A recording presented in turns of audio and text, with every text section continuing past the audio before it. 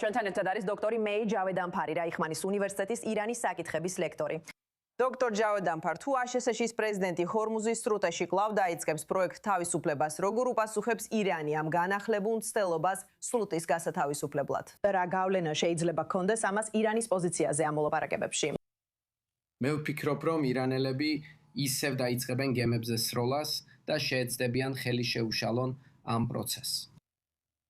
მაგრამ მე ვფიქრობ, ამჯერად თუ პრეზიდენტი ტრამპი ისევ დაიწყებს ოპერაცია თავისუფლებას, თუ ასე ერქმევა და დაიწყებს ტანკერების გაცილებას, ყველა ტანკერის გარდა ირანულისა, ირანელები პასუხს გასცემენ. და მე ვფიქრობ, ესკალაციის კიბე ძალიან მოკლე იქნება.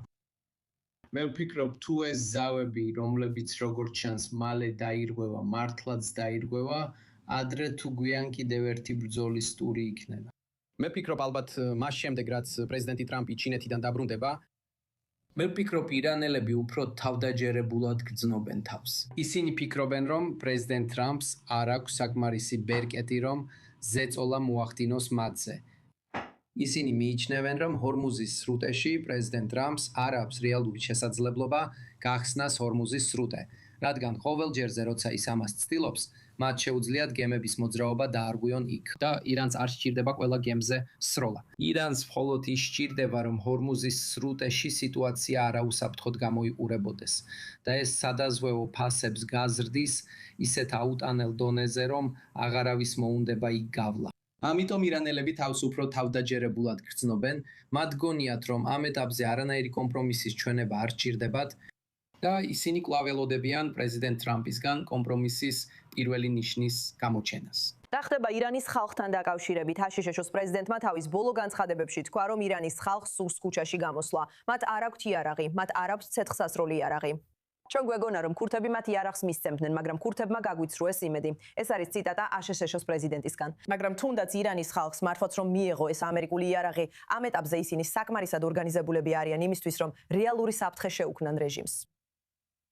რეჟიმს დაახლოებით მილიონამდე ბასიჯი ხავს. ეს მათი ოფიციალური მონაცემებია. ნიკოლ, უნდა ვთქვა, რა არის ჩემი წყარო. რეჟიმი ამბობს, რომ ბასიჯების რაოდენობა მილიონზე ნაკლები არ არის. შეიძლება ნაკლებიც იყოს. ალბათ ასია, მაგრამ ალბათ 100,000-ების ფარგლებშია ჩვენ ვსაუბრობთ, 150,000 ირანის რევოლუციური გვარდიის წევრზე. ჩვენ საუბრობთ ალბათ კიდევ 50 ან 60,000 შიიტ მილიციელზე, რომელთა უმეტესობაც მზად იქნებოდა ირანში მომიტინგეების წინააღმდეგ ესროლა. მე ვფიქრობ, ეს ის არის თავიდან აცილებაც ირანის ხალხს ურჩევნია. მე ვფიქრობ, რომ ბევრი ირანელი მიუხედავად იმისა, რამდენადაც არ მოსწონთ რეჟიმი და ნამდვილად არ მოსწონთ, არ სურთ იხილონ სერიოზული სამოქალაქო ომი, სადაც სროლები დაიწყება და ქუჩებში სისხლისძვრა იქნება ხალხსა და რეჟიმს შორის. მე ვფიქრობ, ეს ის სცენარია, რომლის თავიდან აცილებაც ირანელთა უმეტესობას სურს. მაგრამ შემდეგ რა მოხდება, ვფიქრობ, რეჟიმისთვის უკიდურესად რთული იქნება ეკონომიკის აღდგენა ამის შემდეგ. გულისხმობ ირანის რეჟიმის ოფიციალური პირების მიერ დასახელებული ციფრები დაახლოებით 270 მილიარდ დოლარს შეადგენს 40 დღის განმავლობაში. მე მხოლოდ პირველი 40 დღის ხარჯებზე ვსაუბრობ. 270 მილიარდი დოლარი.